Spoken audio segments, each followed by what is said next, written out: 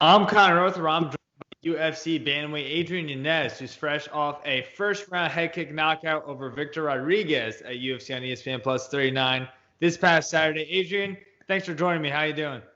Man, I'm doing great. I'm still on cloud nine, man. I'm just it's super pumped, man. It's super crazy to me still, man. So I'm excited. So I'm feeling great. Yeah. I mean, I know you got that extra 50 G's too. I mean, you look like a richer man right now. Oh man, thank you, man. It changes you, man. I can't accept calls anymore, and I don't answer anybody. But no, man, it's it's pretty cool, man. It was a blessing, man. Like my first time in the UFC and my debut, and then I go out there and impress like this, and then on top of that, get an extra 50, dude. This to me, like, uh, and then also on top of that, I got to fight on the same card as Anderson Silva. Like, this is something I've only dreamed of. Like, man, I still feel like I'm in a little bit of a dream state. And I was like, yeah, I get my fight purse, my win bonus, and everything. And then next, I'm like, oh, I'm 50 G's richer too. Oh, nice. I literally just doubled what I made making a year at the job that I was at. So I was like, yeah, you know what? There's no reason for me to work a job. I'm just gonna go out there and just start fighting for a living now. Yeah. How long have you been fighting full time for? Literally, literally, my last day was a week before weigh-ins. Oh, okay. Wow. So yeah, I still hadn't even had like a full training camp, like a full time training. So now Wow. it's just like straight on full time training. Go out there, be able to fight, do all these things, and have more time to dedicate to just strictly training and everything. So super excited. Yeah. What was the other job that you were doing? Man, I was that jerk that would go around and turn water off whenever you didn't pay your water bill. Yeah, Okay. I was that jerk. So no, I wasn't really liked too much in the city for that reason. Yeah, for sure. And I know I had Kevin Kruma on a while back, and I know when he won the 50, he said, I'm gonna, buy a house or something. Do you have any ideas, like plans or stuff that you want to kind of use that money for? Man, I'm putting it off to the side, man. I'm not gonna spend it. What I'm gonna do is I'm gonna try to, another 50 G's, man. I just start making my money work for me, man. I want to be able to invest it, so after I don't become that fighter that fights way too long, man. I want to build something, and then after that, just uh, be able to retire and have a good healthy life, man. So trying to be smart about this, man. I'm trying to be really, really smart about this. So I'm not gonna go out there and blow 50 G's like right at the top. I'm not gonna go out there and buy a new truck or anything like that, even though that sounds very, very enticing. Yeah, it sounds smart though. And then you were talking before too about how you haven't even had like a full fight camp yet, and to be able to do what you've done so far, I mean, including Contender Series, including this UFC debut, I mean, what does that kind of tell you too? That what you've been able to accomplish and not even have like a full training camp? Man, man, it just speaks volumes to how dedicated I was, man. Like I never stopped. It was long morning. It was early mornings, late nights. A lot of the times, man, I'd come back, I'd be exhausted. Now that I got the adequate time to come back and rest, train possibly like three times a day, 4 times a day, and actually get the right recovery that I need. Man, to me is like I'm looking forward to. I'm really excited. I'm really excited to see how much my game actually improves over this time because man, like, I felt like even whenever I was like I improved pretty quickly throughout the time that I was working. Now I'm just like I'm thinking that times two on my end, like just working, being able to train full time. So, man, I'm betting on myself, and so far it's been nothing but great. So, uh, I'm just ready to come to make my next to make the next walks in the fight, and so I can go out there and just perform again. Hopefully Yeah, something that keeps me within the first round. yeah. And you mentioned Anderson Silva too, kind of at the top there too. And one thing that kind of stood out to me is I saw your post-fight presser, and you were talking about. I think you were asked about Silva just being on the same card, and you kind of exactly remembered like being at like a CC's Pizza and like watching his fights. Like, could you just like for the people that maybe didn't see that, could you just kind of tell me like that story? I thought that was like very interesting. Oh yeah, man. Like, you know what? This CC's Pizza was doing some shady things, anyways, man. They weren't supposed to be selling beer or anything like that. They had like the fights going on, and I didn't even know they were supposed to be doing that or anything like that. But they would lock down the doors. They would lock the doors, and whoever was in was in. You pay $5 for the $5 for like to pay for the fight. They sold beer, and then after that, like the pizza buffet was still pretty much open. Uh, so that to me was kind of crazy. You know, I was like, well, why are you locking the doors? But I just remember just sitting there and watching the fights and just watching Anderson Silva almost like dance around Vitor Belfort for like the first like 2 minutes, and then out of nowhere he hits that front kick in the face, and I just remember just looking. I remember like the screen only being like about 10 feet away from me, up a little bit. So yeah, I can recall that for like play by play, like what I was doing, what exactly I was eating, and everything, man. So like I have like I can remember spots like that, and just be like, I know where I was whenever I saw him fight.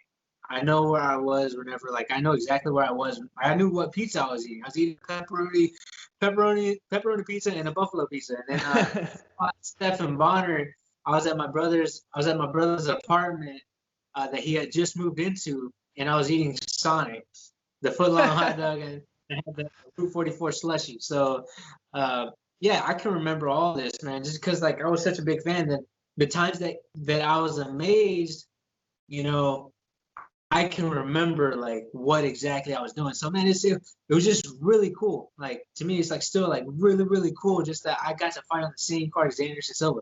Like I'm Yeah. still blessed to be a part of that. Yeah, you figure there's so many like younger kids too, no matter what sport you're in, right? Like baseball and things like that, and you always imagine like playing with those guys that you look up to, and here you are, you get to do that. It's awesome. And one thing I did want to ask you about too, though, is obviously Anderson Silva's like in that talk of the best to ever do it, but coming just a week after Khabib left the sport too. Like for you, when you kind of look at it, like who would you say maybe is that greatest of all time? Man, and my opinion, like I have in my head, there's like three that the greatest to ever do it, Yeah. and they're not what everybody else thinks. I think it's Cain Velasquez, Anderson Silva, and also Jose Aldo. The three guys in my head forever will be like the greatest of all times. In my own head, like they can do no wrong. In my head, anytime they fight, like I don't care who they're fighting. To me, I'm rooting for them hands down. But if I'm gonna be objective and not go with my heart and my feelings and everything like that, I look at Khabib and there's two answers to that one. There's two answers. There's John Jones and Khabib. John Jones to me has the asterisk, but without no restrictions, it's definitely John Jones. Uh, the longer resume, the time that he's been in the UFC has been much longer, and the legends on legends on legends that he's fought, definitely John Jones. But if we put the asterisk in there, like with all with the USADA stuff, you cancel him out, it's definitely Khabib. Khabib went out there and did what he did. Lost almost no rounds in the UFC. Got no cuts, like no like big injuries, and he went out there and made it look easy almost every single time he went out there. So Khabib, with that like no with the restrictions, it's definitely Khabib. Without, it's definitely John Jones. Yeah. I like those too because I mean, somewhat like a sense of it all. It seems like your answers are a little different too. I know a lot of people have Khabib on there, but I felt like a lot of people were kind of putting St. Pierre and Khabib as those top two too, and we're talking about that. So that's very interesting. But for you too, I mean, I Contender Series is starting back up, and you were part of season 4, obviously the kind of that first half. This is like the second half of it, but one of the bigger stories from that as well, I thought, and it looked like maybe you wouldn't be able to top that again, but then here you are, you get the bonus head kick knockout. I mean, could you have written up that debut any better? Man, I really don't know. I don't know how I could have done better, honestly. There's a lot of things. If I look back at the fight, I can definitely critique myself. But me being objectively looking out, I don't know how I could have done better. Because the whole week, if I would have knocked him out with a punch, who knows if I would have got a performance bonus. So I'm glad that it went the way it went. I'm glad like the series of events took the way it did, and I'm glad that I landed the head kick. So man, honestly, like I'm really happy. I'm really happy for the way everything played out. But if I'm looking for my own sake, like man, I shouldn't have let him hit me up against the fence. I shouldn't like I can go back and just start critiquing myself. So I'm pretty harsh on myself that way. But it was overall objectively looking, it was a really great performance. Yeah. For Victor too, I mean, part of you has to give a lot of respect to him, right? Because he took that fight on short notice, and even just on paper, it looked like you kind of had the more experience. You had fought some of the tougher guys that he had too, and you had rocked him with the right actually first. It looked like before that, and he kind of kept coming right at you. He just started throwing it. He seemed like a pretty tough guy in there. Yeah. Much respect to Victor, man. He went out there. You know, not a lot of people would have took that chance, but it's the UFC, so anybody wants to fight in the UFC, they get a short notice call. Like people pray for this type of chance. So he took it. He ran with it. But unfortunately, he had to face me. But man, much respect to the guy. He automatically knew whenever I was in there. I was like, he has power. He's gonna go in there and try to knock me out. And I was even telling my coach and everything. He's like, he only had 2 weeks. He's like, 2 weeks, if that. He's like, he's gonna want to come in and try to knock my head off. I had to stay in the game. I had to stay super technical. I can't let this go in a slugfest because that's what he wants. He wants to try to put me. He wants to try to put my lights out. He doesn't want to do all this other stuff. It's like he's either going to want to do that or he's going to try to shoot in for a takedown, which both came out to be true. He wanted to try to go out there and try to knock me out, and then he wanted to try to take me down and put my back against the fence. You know, unfortunately for him, I caught on to that very, very quick. Caught on to that very, very quickly and found my range, found my timing, found everything like that. Yeah. Well, because like the way like you kind of like just alluded to it too, but it seemed like the way he kind of came out is a way that a lot of people thought he would try to do, right? Like he took you right, like put your back right up against the fence right away. Like did this fight go pretty much as planned? Yeah, almost to a T. Like I felt like he was gonna try to start off with a little bit more kicks. I thought he was gonna try to chop low, and then move into the wrestling. But he surprised me with not like really throwing many leg kicks, honestly. But I expected him to kind of go in and shoot in. But as soon as he got in that position, everything that he was doing is like I've already seen this before. I know exactly what I got to do. Like he was moving for transitions, and I was already thinking 3 steps ahead of him. I already knew what I wanted to do. I was calm. There's a point in time where my coach yelled at me. He's like, "Be patient. Turn off the fence when you can." I was like, "Cool, like, yeah, cool. I see you." I heard, and it was just really, really comfortable. And then I found my opening. You know, try to hit it. I hit the trip only so I could get off the fence, and then he tried to reshoot. I got double unders and just broke off, and from then he tried to reshoot again. Just easy stuff because I saw it coming way before because I knew he was like, well, he's gonna try to reshoot. Tried it, shrugged him off, and then after that, I just let my hands go. Yeah. Now you looked very comfortable, I thought, on the Contender Series too, but I thought you looked almost, if not the same, even more comfortable this time around. The fact that it was in the same venue, anything like, did that have anything to do with it? Like you were like, all right, I've already fought here, even though it was different scenario between Contender Series and this, still the same place. Like, did it feel same in that regard? It felt a little bit the same. But I knew the stakes were higher. I just knew that whenever I got to the apex that, or even whenever I landed in Vegas, I just knew it was my week.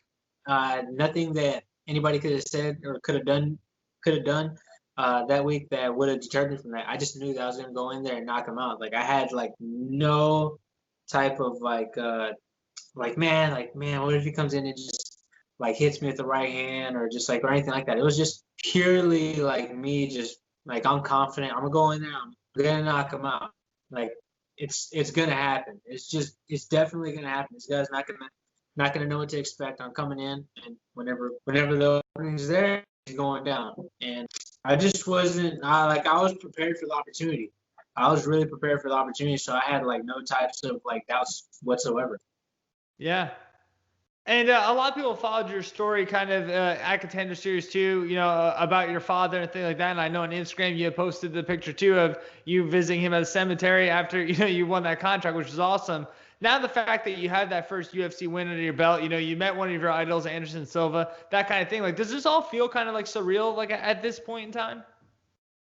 Exactly. It's all a little surreal, man. To me, I still feel like I'm living in a dream right now because it's like I could just think back of I can just go think back whenever I was first starting this, man. Like I thought all of this was a pipe dream to me, man. Like it was just something that I'd be like daydreaming of, like waking up, just sitting here, just start thinking in my own head, like, oh man, just creating fantasy matchups in your head. And like, man, now I'd be on the undercard or something like that, and Yeah. just be like, nah, that would happen.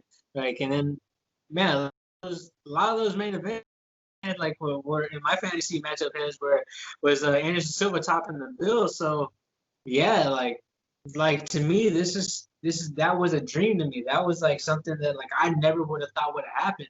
But man, it happened for me. So I'm like, it's still surreal to me. I still had to catch myself and be like, man, like I really fought on Anderson Silva's undercard. I debuted the day that he's supposedly retiring. This is big for me. This is like history. So I'm still freaking out about it. Yeah. Do you think Silva's done, or do you think he'll come back for one more? Because it kind of sounded like on his part that he wants to fight one more. It seemed as far as the UFC, they were kind of pushing it was his last. Yeah, man. If anything, it might be his last UFC fight, which is still historic. But at the same time, man, I really hope he stops, man. Yeah, I really hope he stops, just because the guy has all of his wits. I don't like MMA is still like new within the sport and within this combat stuff of like the CTE and stuff, and Hmm. he still seems very very there. So on me, just looking as somebody who like idolizes the guy and like never wants to see anybody like one of those guys hurt or like having problems later on in life is just like, dude, you're done. Like, please don't. Uh, Yeah. but the fighter in me, which wishes he still was in his prime. I wish that dude could fight forever. Like, I really wish he could fight in his prime forever. But unfortunately, that's not how this works. It's a harsh game, so I would be like, man, like I know he would never ask, but my opinion would always be like, I think it is time. It's time. You've done a lot. You're the greatest of all time in my book. So like, you don't have to do anything. Yeah. I also thought it was like, I mean, obviously it would have been better if he won, but like I thought it was like a pretty decent way of him going out too, because he looked pretty good up to the point of getting finished. And then I thought Hall was like almost like a perfect opponent too, because the way that was like the ending too, like I don't know how much if you got to see that or not, but like that kind of moment between them was, I thought, pretty cool. Oh yeah, man, it was very very cool. I didn't get to see it live. I got to see it later on the phone. Like, I was watching on the phone, Yeah. ESPN Plus app, and I was watching it. But man, I was like, man, that thing was it hit the heart, man. That's why I was like, man, like, Anderson, you're always gonna be my idol, man. I don't care what happens or whatever happens, man. If I was looking at it, I think the best time, if me looking at it, I kind of wish he would have done it when Izzy when he fought Izzy. I think that in my mind, that one would have been a way better one, because that to me was like a little bit lot more. That one was a lot more entertaining to me than this fight, even though he was more aggressive. I felt as the longer that the fight went on with him and Raya, I was just looking. I was like, I guess Raya Hall just he starts to catch his timing. He starts to catch his timing. If it was a 3 round fight, definitely Anderson Silva would have won that fight. But it was a 5 round. Kind of wish it was a 3 round. I kind of wish it stopped at 3. But uh, but yeah, no, like it was really beautiful moments that they had, man. It was really beautiful. Yeah. No, that's funny that you bring up the whole like Izzy thing and Silva too, because I remember watching that fight too. It was like just the way they like kind of like they both like carry themselves, and we're even just like in their stance and things like that. Like it looks so similar. Like it almost gave me flashbacks to like when you saw Jones and Rashad Evans fight. Like they both kind of come out the same way. It was like, very similar. But one thing I want to ask you before I let you go too is obviously this bantamweight division is very much talked about, and a lot of killers in there, and you got guys like you coming up too that's only making that division even deeper. Which at one point you didn't think that was even possible, but for you to be in this and to have so many options out there too, like what's that kind of feel like now from what you've kind of been able to do so far, then maybe what's ahead of you? Man, I see a lot of opportunity for myself, man. I see a lot of people that I would make great fights for, and then there's like a lot of those fights, man. I see it, and they're just like, man. It's like I know if I get in that ring, get in the cage with that guy, I could start this guy. But I don't choose my opponents. Pretty much, my manager pretty much is just, hey, we got this guy. I'm like, all right, cool, I'll fight him. So I really don't pick and choose. I just, man, whoever they put in front of me is who they put in front of me. But man, I look at this division, man. I just see it, man. It's just nothing but killers, man. Nothing but killers. And this is what excites me too, because like nobody talks about a lot of these guys, man. They're barely starting to talk about Marlon Vera. They're starting to barely talk about Cheeto. They're barely talking about Ricky Simone. They're barely starting to talk about a lot of these guys.